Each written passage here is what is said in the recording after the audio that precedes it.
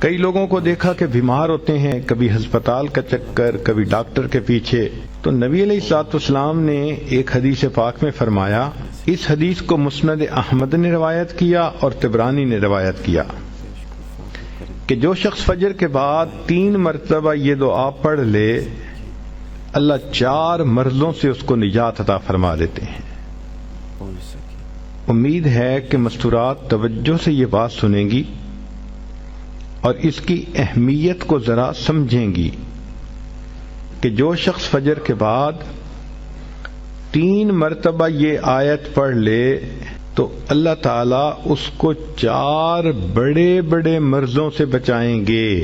Number 1، پاگل پن۔ اگر کوئی آدمی مینٹلی ان بیلنسڈ ہو، ریٹارڈڈ ہو، یا جس بندے کو چیزیں بھول جاتی ہوں یا چیزیں یاد نہ رہتی ہوں، ذہن سے متعلقہ جو بیماریاں ہیں وہ اسی پاگل پن کے زمرے میں آئیں گی، یا کسی کو مرگی کی بیماری ہوتی ہے وہ بھی اسی زمرے میں آئے گی۔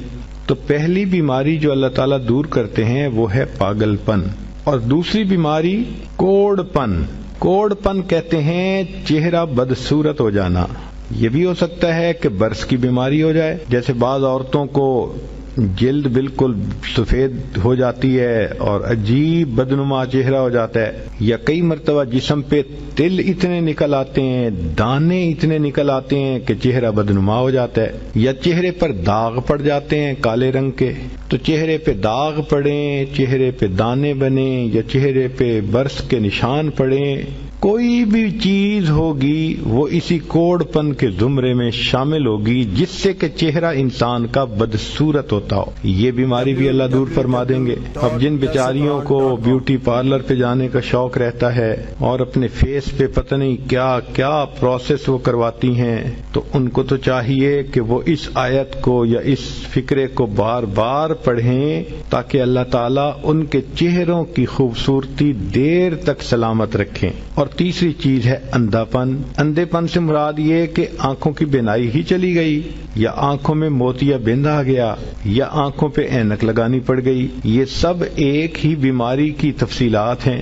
تو جن کی نظر کمزور وہ بھی پڑھ سکتی ہیں، یا جن کو لینز لگانے پڑتے ہیں، کنٹیکٹ لینز صحیح یا کوئی اور، اس مصیبت سے بھی جان چھوٹ گئی، اور جن کی بینائی چلی گئی اللہ ان کے لیے بھی آسانیاں فرما دیتے ہیں۔ تو پاگل پن کی بیماری ختم، کوڑ پن کی بیماری ختم، اندھے پن کی بیماری ختم، اور چوتھا فرمایا فالج کی بیماری ختم۔ فالج ایک تو ہوتا ہے کہ انسان کا ہاتھ یا پاؤں کام ہی نہ کریں، اور ایک یہ بھی ہوتا ہے کہ اتنی ویکنیس کہ عورت کہتی ہے مجھ سے تو کھڑا ہی نہیں ہوا جاتا، میرے پاؤں سن ہو جاتے ہیں، میرے ہاتھ سن ہو جاتے ہیں۔